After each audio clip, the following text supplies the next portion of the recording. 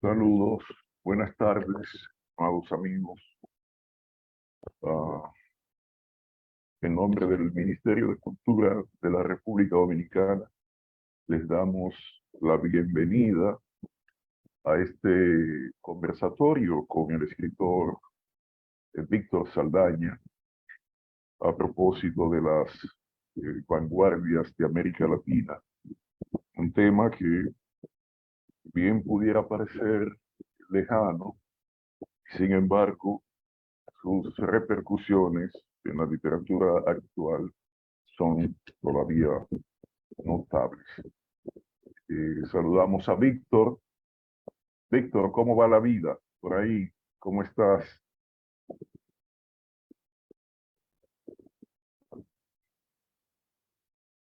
Parece que Víctor salió. Bueno, vamos entonces, ah, mientras Víctor vuelve, a agradecer el apoyo que durante mucho tiempo ustedes nos han ofrecido. Los eventos ya por estas plataformas tienen menos público que en plena pandemia, y es lógico porque la gente ha vuelto a la presencialidad casi total, aunque las plataformas siguen ejerciendo una función interesante. Aquí tenemos a Víctor, vamos a saludar a Víctor. ¿Cómo estás? Desapareciste por un momento. Sí, me sacó la computadora y ahora entré por el celular. Ok. ¿Y cómo está la vida por allá? ¿Está Santo Domingo, San Francisco? Estoy en San Francisco ahora, en el cubil felino. Qué bien. Bueno, pues gracias, Víctor, por aceptar la invitación. Estamos tratando de retomar algunas actividades por esta plataforma, siempre con la intención de discutir temas básicamente de literatura y también de promover la literatura dominicana. Como saben ustedes, el tema es vanguardias, vanguardias literarias de América Latina. Y entonces, para hablarnos de ese tema, tenemos a Víctor, a quien voy a presentar un resumen de su currículum. Víctor Saldaña es poeta, narrador y maestro. Nació en San Francisco de Macorís, República Dominicana. Textos suyos han sido publicados en periódicos, revistas y antologías como La Última Flor del Naufragio, Este lado del país llamado el Norte, etc. Su obra ha sido premiada en diferentes certámenes literarios del país. En 1992 obtuvo el primer lugar en el concurso de cuento y poesía organizada por el Club Rosario San Francisco, Jaya, con su cuento La Ascensión del Visitante. En el 95 ganó el primer lugar en el concurso de cuentos organizado por el Departamento de Cultura de la Universidad Autónoma de Santo Domingo, UAS, y por la Comisión para la Celebración del Sesquicentenario de la República. En 1998 obtuvo el Premio Anual de Literatura del CURNE, UAS. También ganó en el año 2002 el Premio Nacional de Poesía Joven Miguel Alfonseca, que realiza la Feria Internacional del Libro con su texto Sombra de Nada. Víctor Saldaña es creador o co-creador de diferentes grupos como Yarabi, Cábala, Teatro del CURNE UAS, y tiene una vasta formación académica. Es en la actualidad maestro en la Universidad Autónoma de Santo Domingo y próximamente estará de nuevo invitado en Italia, donde ya ha disertado, ha dictado conferencias en varias ocasiones. Es también doctor en literatura latinoamericana. Con nosotros, Víctor Saldaña y las vanguardias literarias de América Latina. Parece que nos estamos poniendo viejos porque tú leyendo el currículum mío, yo creo que de otra gente que tú estás hablando. El tiempo pasa un poco. Digo, se ha ido. Tiempo Sí, o somos bastante entregados a los sí, temas. así Bueno, es. miren, el tema es una papa caliente porque el asunto de las vanguardias literarias en Latinoamérica, por lo general, es visto con mucho sesgo, es decir, con una visión eurocentrista del asunto. Dicen que las vanguardias literarias latinoamericanas son el producto de la herencia de las vanguardias europeas. Y no hay nada más alejado que de la verdad. Tú entras, por ejemplo, a internet, ¿verdad? Y busca vanguardias literarias latinoamericanas y la visión que hay allí, las visiones, las posiciones que hay allí están llenas de inexactitudes y de cuestiones que no tienen que no tienen que ver con la verdadera naturaleza de ese periodo de cambios en la literatura mundial al que recibió el nombre de vanguardias literarias del siglo XX. ¿Por qué yo digo esto? Porque en Latinoamérica el influjo de cambio de la literatura en todos nuestros países, sobre todo en los de habla hispana, se inicia con diferentes motivaciones, de diferentes fuentes. Hay una línea que nos llega de la literatura francesa, que es la que emuló Darío, cuando por el influjo del parnasianismo y del simbolismo pudo traer esos ritmos, esos matices, esa forma de construir el verso, llevando, ¿verdad?, a la lengua española una serie de musicalidades, de rítmicas, de medidas que no existían en la tradición literaria española, de la poesía española. De tal manera que esas sonoridades, esas métricas, llevaron a la poesía en español a su máxima posibilidad. Cuando tú leías un poema de Darío, era como un influjo de la lengua, era un baño de ritmo. Ya viene el cortejo, ya se escuchan los claros clarines, y va, padre y maestro mágico, liróforo celeste, que al olímpico instrumento y a la tebaida agreste diste, tu acento encantador, pánida pan tú mismo que coros condujiste, hacia el propíleo sacro que amaba tu alma triste, al compás del sistro y del tambor. Evidentemente, esa no es la tradición de Góngora, de Quevedo, de la poesía que se hacía con métrica y rima en la tradición española. De tal manera que el influjo de Darío marca un antes y un después en Latinoamérica y precisamente, vuelvo y repito, en la lengua española, que duró muchos años el modernismo, marcando a finales del siglo XIX a inicio del XX. El modernismo fue la gran ruptura. Entonces, los poetas reaccionaron a esto, porque tú tienes, porque ¿qué tiene que ver la guerra europea que se vivió realmente en Europa, la guerra civil española con la vanguardia latinoamericana, cuando la quieren traer de los pelos hacia aquí? O sea, no tiene absolutamente.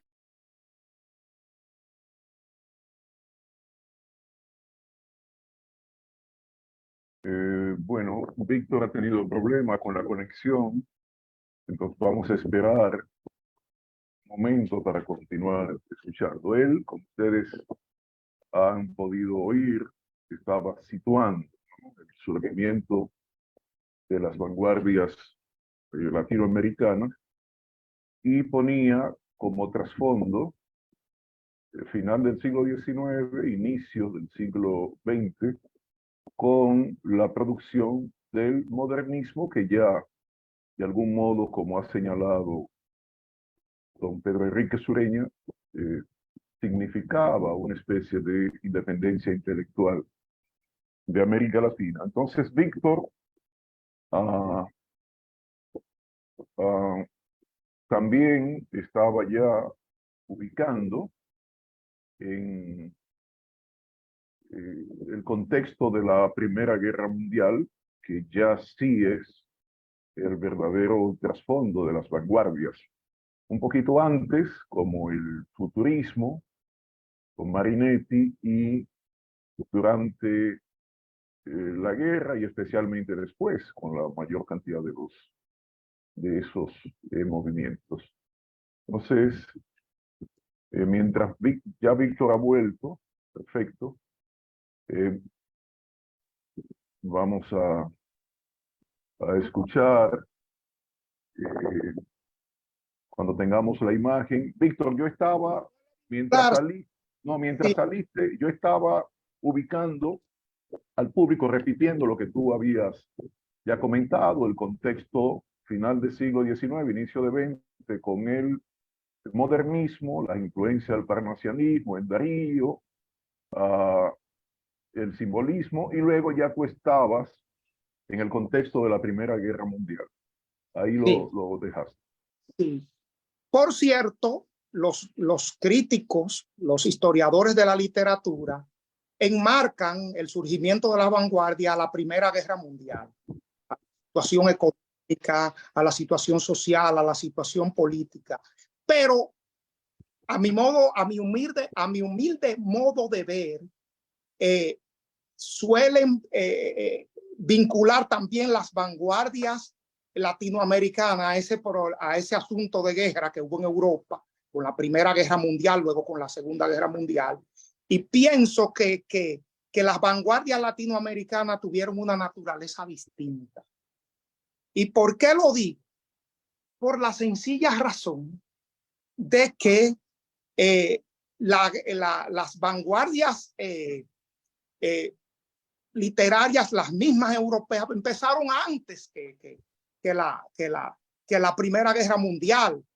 Tú puedes registrar con Marinetti en Italia que en el 1909 es que viene el futurismo. Antes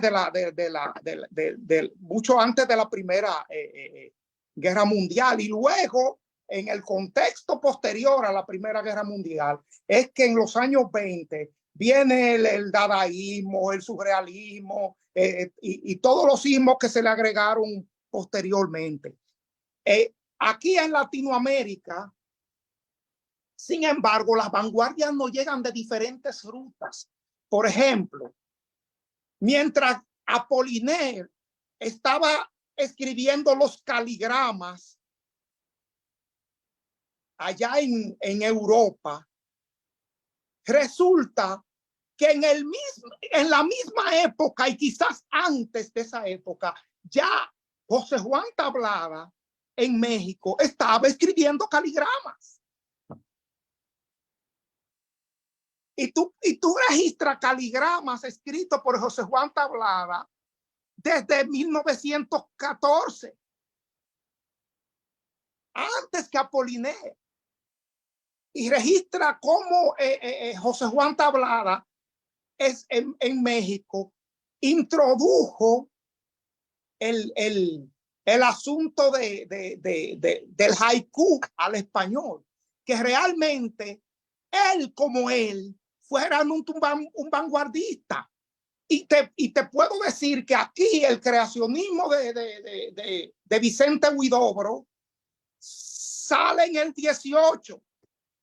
1918, antes que el surrealismo, antes o sea, había un ámbito importante de experimentación. El ultraísmo, Borges ya en el 19 en 1919, estaba trabajando con el ultraísmo.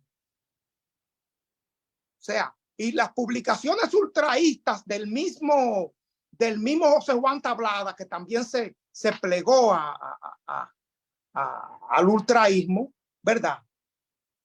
Se ponían de manifiesto allí. O sea, cuando Huidobro sale de aquí, hay una tesis muy interesante que la defiende el doctor Gabriela Morelli, que dice que el gran impulsor de las vanguardias europeas, el gran precursor de las vanguardias europeas, fue Vicente Huidobro. Cuando salió de Chile, montó una vaca en el barco y se llevó a su familia, a sus hijos, porque tú sabes que Vicente Huidobro él era conde, respondía a un título nobiliario, y él dijo, no, yo no puedo vivir aquí en Chile, yo como soy de la realeza tengo que mudarme a París, que era la cuna de la poesía de ese momento, porque Darío nos acostumbró y nos trajo la costumbre de leer la poesía francesa antes que la española. Fíjate bien que aquí tú te pones a analizar y los poetas que hay bebieron del influjo de las traducciones francesas. Hay pocos poetas dominicanos que se formaron en la poesía de Góngora, de Quevedo, de qué sé yo, de Jorge Manrique. No.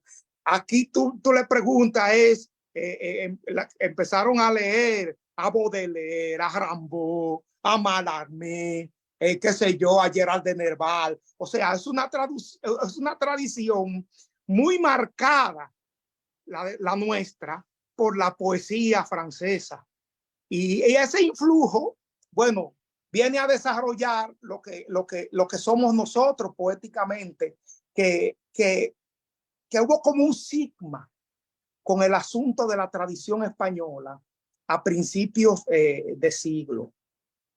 Entonces, si por un lado a nosotros nos llegan las vanguardias de mano de Tablada,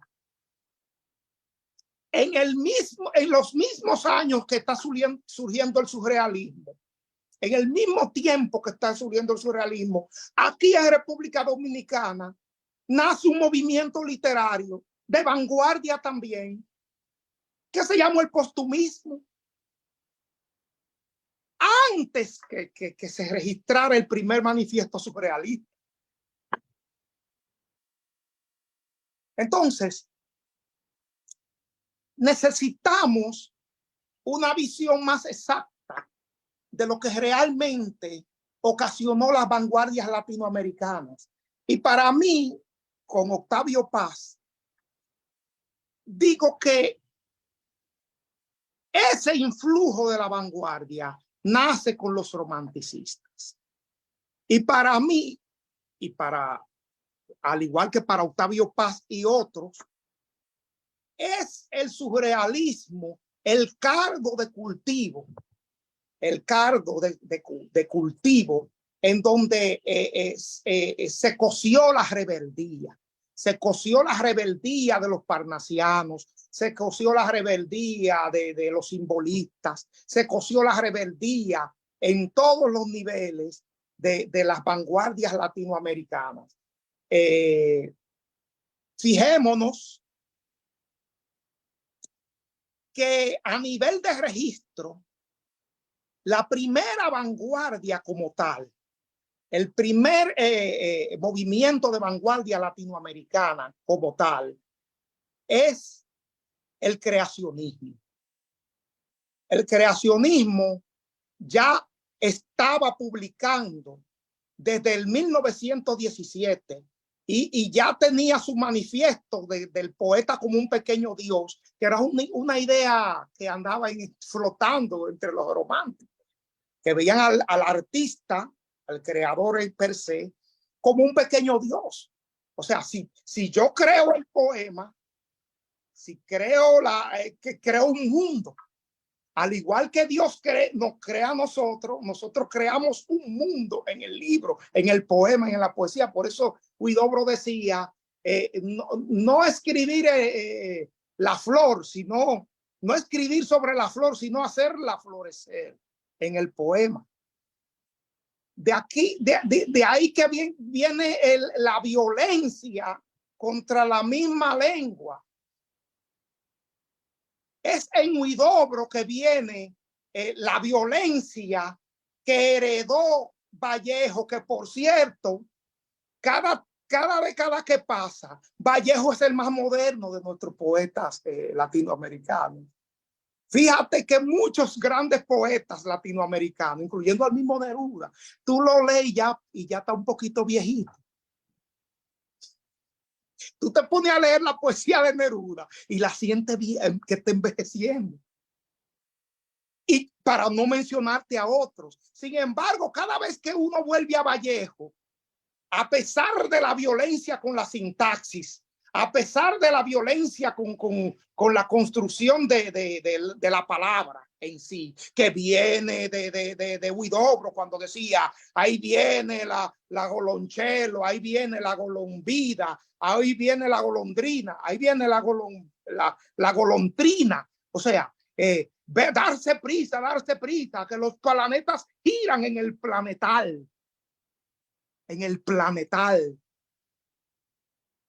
Entonces, de ese influjo con la palabra, viene el otro gran renovador de la poesía en lengua castellana, que es nuestro César Vallejo, que realmente César Vallejo no firmó ni se suscribió a ningún movimiento, pero realmente él es un movimiento.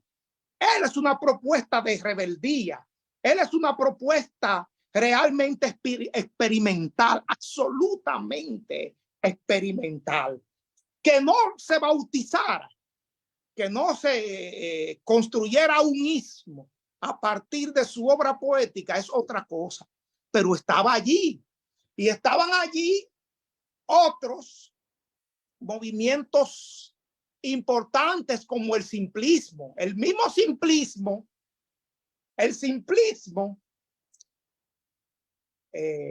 que viene en el Perú en 1919-20, en 1920, el simplismo, que buscaba aquella poética sencilla, de verso sencillo, de plantear la cosa, más o menos como la literatura light de hoy en día. O sea, que en cierta medida también era la forma que estaban planteando los postumistas, una poesía sencilla, accesible, de verso claro, contraria a Jorge Luis Borges y los ultraístas. Esa poesía queda allí y no puede desarrollarse porque la época no estaba para ese tipo de literatura, y sí para la complejidad que daba el momento. Por eso el triunfo del surrealismo. Fijémonos que de los movimientos de la vanguardia europea, el único movimiento que realmente llegó a todos los países de habla hispana aquí en América fue el surrealismo. No llegó el dadaísmo. Aquí no hay una tradición de poetas dadaístas. Aquí no hay una tradición de poetas futuristas, a no ser que en Brasil, que sí, que hay dentro de esa tradición poetas futuristas. Pero el surrealismo hasta premios Nobel produjo aquí. El caso de Miguel Ángel Asturias, que es un surrealista decidido. El caso del mismo Neruda, con su surrealismo muy característico. ¿Me voy a decir algo? Bueno, sí, vamos a hacer el paréntesis, Víctor. Perdona un segundo, un minuto de tu interesante exposición sobre las vanguardias y vamos a saludar a algunos de los amigos que están apoyándonos hoy. Empiezo con una amiga argentina que es Débora Mayol Parodi. Gracias por estar con nosotros. A mi familia, Ángela Paulino, que siempre apoya. A una amiga, buena amiga, Cabrini Guzmán, que está con nosotros también. A Lenin Valdés, Fausto Aybar Ureña, al poeta Juan Pablo Plácido, gracias Juan Pablo, a la escritora también Yuri Parra, que nos apoya y que ha estado en esta plataforma, al igual que Débora, al igual que Fausto y que Juan Pablo, cuando al inicio del proceso de pandemia. A Catherine Félix, muchas gracias. Yulisa Díaz, ex compañera de trabajo. Al profesor y escritor Julián Fernández, desde los Estados Unidos de Norteamérica. Al gran amigo y tremendo escritor Justiniano Esteves, desde el este del país. Gracias. A mi compañera de labores, Rosmina Valdés, que siempre apoya. Y a la joven Yuleisi Castillo. También quiero mencionar a un buen amigo nuestro, que es Ángel Yeye Concepción, que está Guzmán, que está con nosotros y que ahora está colaborando también en un proyecto de una revista con nosotros. Bueno, al final completo la lista de saludos. Entonces, retomo, vuelvo con Víctor. Víctor ha ubicado perfectamente el origen, evolución, la trascendencia de las vanguardias latinoamericanas, que, como bien él señala, eh, en muchos casos son anteriores a vanguardias europeas. Y ha mencionado desde el postumismo, el pedrinismo, un caso bien peculiar, dominicano, hasta llegar, en el caso europeo, como bien señala, al surrealismo, cuando ya vienen otras ideas, y es quizá el más, como bien señala Víctor, más importante porque también acoge una serie de ideas que ya no solamente experimentales, sino las ideas de Freud, de los sueños, etc. Entonces volvemos a Víctor para continuar escuchando su disertación. bien. Cuando aquí en América Latina los teóricos y los historiadores de la literatura suelen hablar de vanguardia, solamente mencionan 4 o 5 grupos, 4 o 5 vanguardias, 4 o 5 tendencias. Entre ellas el creacionismo, que ya lo mencioné, de Vicente Huidobro, chileno, 1918, el ultraísmo, Jorge Luis Borges, el 19, el simplismo, que estaba en los años 20, ahí en el Perú, y el sonado caso del mexicano Manuel Maples, que es el fundador del estridentismo. Luego vienen, pero ya en caso más tardío, que para mí es ubicado el nadaísmo de Gonzalo Arango y ese grupo de los años 50, entre las vanguardias. Pero ya después del 50 no hay vanguardias, hay neovanguardias. O sea que hay que ubicarse entre lo que es una vanguardia y lo que es una neovanguardia.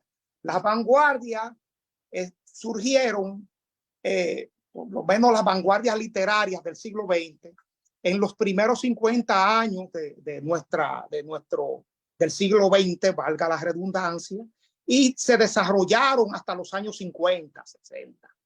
Después de los 50, del medio siglo, nosotros tenemos que hablar de neovanguardias, porque ya la época de la vanguardia cierra en los años 50. Sin embargo, aunque estos cinco movimientos se mencionen estoicamente, de manera permanente, en las intervenciones y en los artículos que se publican sobre el tema aquí en América Latina, no se puede negar que en cada país de Latinoamérica surgieron dos o más grupos de vanguardia. Por ejemplo, aquí en República Dominicana, como tú bien decías, tuvimos el postumismo, ¿verdad? Y el vedrinismo. Pero en Puerto Rico viene la parte de la poesía de Palés Mato y todo ese grupo que estaba mezclado a la negritud, que viene incluso de la misma, bebieron de la misma fuente de la tertulia que hacía Cancino Asen ahí en Madrid en los años 20, donde se discutía el influjo y la mezcla entre la música folclórica y la poesía, que de allí es que el gran poeta español García Lorca viene con su primer libro que nos ha embrujado siempre, el romancero gitano, donde viene con el cante hondo folclórico y lo mezcla a la versificación española. Pero aquí los poetas del movimiento negroide, que viene precisamente su origen ahí en Puerto Rico, vienen con esta misma estrategia y en la misma época de mezclar los ritmos y cadencias de la música afrocaribeña a la parte de la poesía. Y la hacen suya muchos grandes poetas cubanos, dominicanos, como el mismo nuestro querido Manuel del Cabral, nuestro querido Guillén. Tú sientes el tambor en la versificación de ellos. Y tenemos también movimientos muy sui generis. A mí, hay la primera novela de Bolaños, Los Detectives Salvajes, ¿no? Los Detectives Salvajes.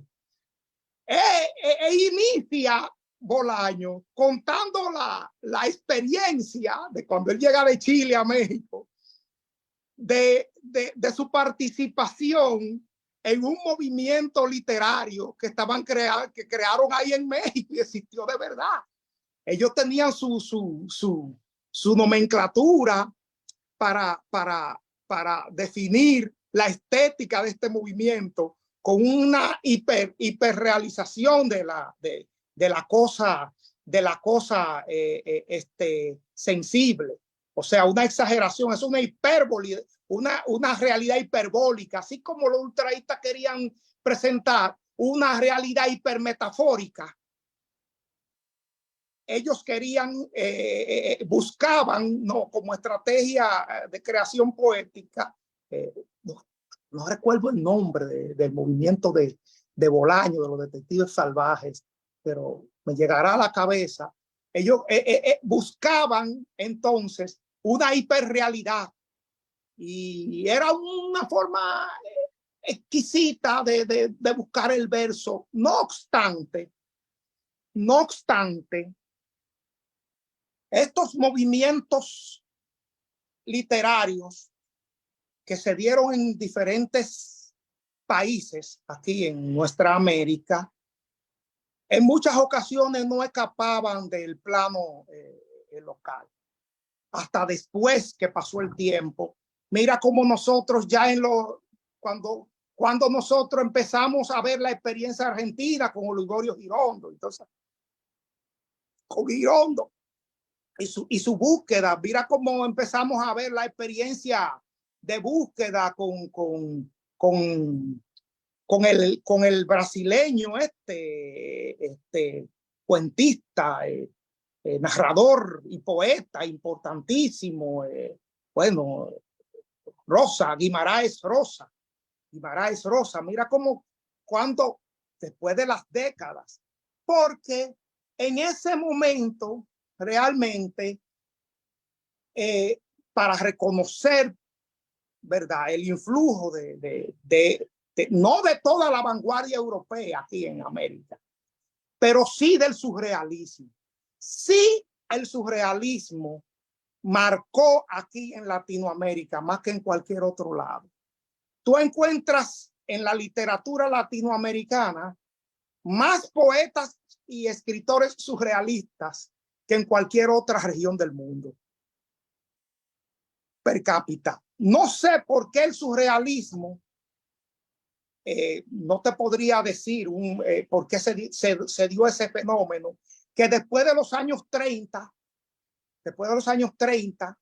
aquí en América Latina, el movimiento surrealista tuvo tanta preponderancia. Podría decirse que por nuestra tradición de intentar leer la poesía francesa, ¿no? De nuestra tradición de la poesía francesa, más que de la española. Podrían alegarse muchas cosas respecto a ese fenómeno. Pero lo que yo quiero que quede claro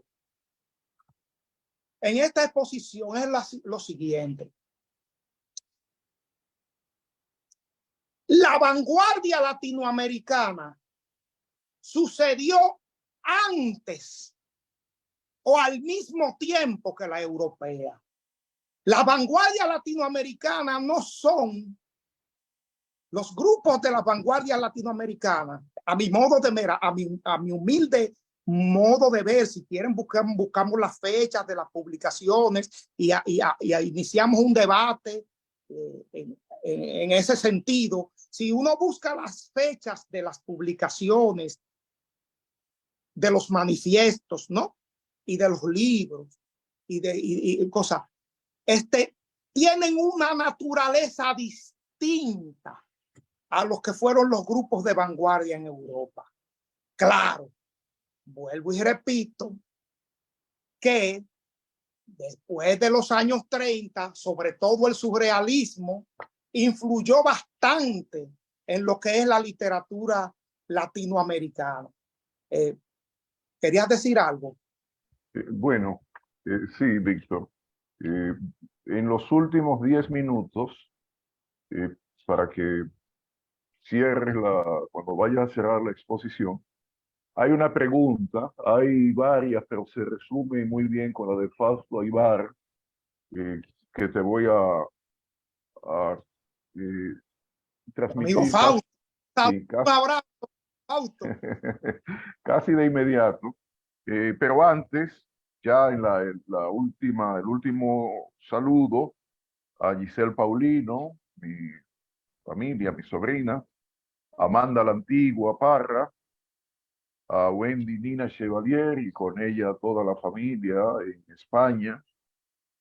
Entonces a Kivian, aquí está tu amigo, mi amigo Kivian Castillo Fernández. También está Lorgio Antonio Núñez y ya mencioné a Yeye Concepción, o sea que la zona está caliente, ¿no? Hoy solamente he hecho de menos algunos, a mi primo Paulino, Martín. y a Martín. Mira, ahí va la pregunta, Víctor, de Fausto, ¿no? Y creo que con eso tú entonces conectas todo lo que vas a tratar en los siguientes minutos. Pregunta Fausto. Dice, entonces el poeta Franklin Mieses Burgos es una propuesta experimental de rebeldía poética dominicana. Esa es la pregunta. La voy a repetir. Dice Fausto. Entonces el poeta Franklin Mieses Burgos es una propuesta experimental de rebeldía poética dominicana. Ahí lo dejo. Tú ya lo situaste, ¿no? Y la poesía sorprendida y bueno. Bueno, yo sé que la pregunta él la hizo porque yo dije que Vallejo sí era una propuesta en sí per se de lo que es rebeldía poética y vanguardia, aunque no bautizara la forma, la estética, ¿no? Que hoy en día podemos ver en su obra poética. El caso de Franklin Mieses Burgos es distinto. Franklin bebió de varias fuentes para hacer su versificación. Si tú, y esas fuentes, y de esas mismas fuentes bebieron todos los de la generación de la revista La Poesía Sorprendida. Ese grupo de jóvenes eran asiduos lectores de la literatura francesa y recibieron un alto influjo del surrealismo. Pero en el caso de Franklin, no solamente del surrealismo, también de la poesía mística española. Entonces, esa simbiosis entre la poesía mística española, esa tradición mística y el surrealismo y una visión muy personal del helenismo, unas lecturas muy personales del helenismo. Fíjate que Franklin fue autodidacta. Franklin no terminó carreras ni nada de por el estilo. Y es uno de nuestros grandes poetas, pero no podemos decir que él fundó una estética. Él sí, en su obra, construyó una simbiosis de varios movimientos estéticos y de varias tendencias. Por ejemplo, vamos a ver algunos versos que me llegan a la memoria. Si yo digo, esta canción estaba tirada por el suelo, como una hoja muerta sin palabras. La encontraron unos hombres que luego me la dieron porque tuvieron miedo de aprender a cantarla. Yo entonces ignoraba muchas cosas iguales, que eran todas posibles en la tierra del viento, en donde la palabra no es una hierba mala, sino un árbol de voces. Entonces, tú sientes la sonoridad allí en esos versos de la poesía clásica española y con la limpidez de la lengua española bien utilizada, pero al mismo tiempo los versos son surrealistas. Los versos son surrealistas. Oye, él trae el ritmo y la fuerza, y también te podemos decir poemas que no están medidos. Por ejemplo, a ver si me acuerdo de Ariel Esperanzado. Un longino de piedra clava lanzas oscuras al costado del mundo. Oh, mi joven amigo, camarada, es hora de partir cantando hacia la tierra solitaria y sin nombre, donde un llanto que sé yo qué se anega en pañuelo. Bueno.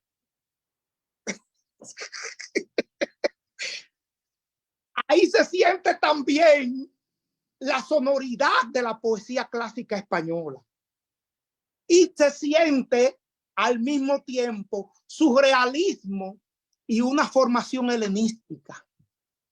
Y si quieres podemos mencionarte Llanto por la muerte de un minotauro donde él escribe, creo que fue a Camaño. Después de la muerte de Camaño, él hace ese ya viejito, este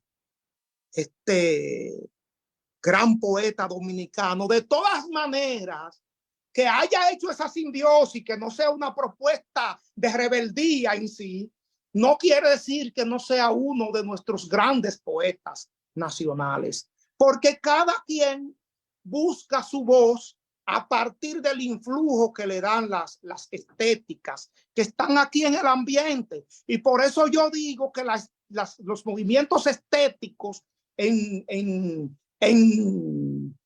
América Latina no tienen que ser ni son realmente una herencia europea, sino que se produjeron en la misma época, incluso antes de las vanguardias europeas, ya aquí teníamos movimientos de vanguardias literarias. Por lo tanto, de diversas fuentes, porque mira, Juan Tablada, que se metió a ultraísta con Borges en el 19, él venía con su influjo de la poesía japonesa y ya tenía caligramas. Por ejemplo, tú buscas el poema Lipó. Lipó se publica y la luna, Lipó, se publica en enero del 20. En enero del 20, antes que las principales vanguardias de Europa que sucedieron después de los años de 1921. Entonces, tú sientes allí versos que tú podrías decir, pero mira, se siente cierto surrealismo. No, hay una tradición muy rica que él trajo desde el Japón, en donde fue diplomático, y desde antes, porque digo que en 1914 ya él andaba publicando caligramas, y la pregunta es, ¿cuándo empezó Apollinaire con los caligramas? Entonces, el influjo de la época de cambios que significó el estallido de búsqueda en el plano literario, en el plano estético, en el plano de expresión de la literatura, no es para nada herencia europea. Claro. Los movimientos de vanguardia europea, sobre todo el surrealismo, a partir de los años 30, sí tuvieron un influjo grande aquí en América Latina, pero ya desde de antemano nosotros habíamos roto con la poesía modernista y con la poesía romántica, que era la que reinaba a finales del siglo XIX. Bueno, muchas gracias, Víctor, por tan interesante exposición. Vamos llegando a la parte final. Quiero enviarle el saludo a la maestra guastiana Blanca Castaños, que está con nosotros. También al amigo Leonardo Paulino, la zona norte del país. Y en Estados Unidos a un poeta a quien aprecio mucho, a Edgar Smith, que hace poco tiempo se le hizo un reconocimiento, me parece que fue en New Jersey. Gracias, Edgar, y buen amigo, por estar con nosotros aquí. También a Rosy Lisbeth, que nos apoya. Bueno, el tema de las vanguardias es extensísimo, como bien ha señalado Víctor Saldaña. Él se ha centrado en algunos puntos principales, conectando las vanguardias europeas con América Latina o al revés, y entonces dándole una pincelada a los movimientos dominicanos, al vedrinismo, postumismo y luego la influencia surrealista en la poesía sorprendida. Ha sido una tarde maravillosa y como siempre, como es parte de nuestro guión, la despedida la realiza nuestro invitado. Gracias, Víctor. Estaré muy pronto por tu zona. Y entonces te damos la palabra para la despedida de este fabuloso encuentro. Muchas gracias. Perdonen cualquier cosa que quede abierta. Estamos abiertos al debate, sobre todo que yo sé que hay muchos amigos que podrían estar de acuerdo conmigo, pero que aportarían otras cosas, otras visiones sobre lo que son nuestras vanguardias literarias aquí en América Latina, sobre todo con el concepto de lo que es la vanguardia y la neovanguardia. La visión de que no todos a partir del 50 son vanguardias. Ya la época de la vanguardia termina en los años 50 y empiezan lo que son las neovanguardias, Y ahora, después del 2000, del nuevo milenio, estamos hablando de post-vanguardias. No ni siquiera neovanguardias, sino de post-vanguardias. Esos conceptos podemos teorizarlo después que yo le dé un abrazo a Yeye, a Fausto, a todos los tigres que están por ahí, a la Argentina, que no la conozco, a los que están en España y en Estados Unidos. Va un abrazo tan grande como la isla. Y mi corazón es una barcaza para que todos entren. Me puedo postular, ¿no?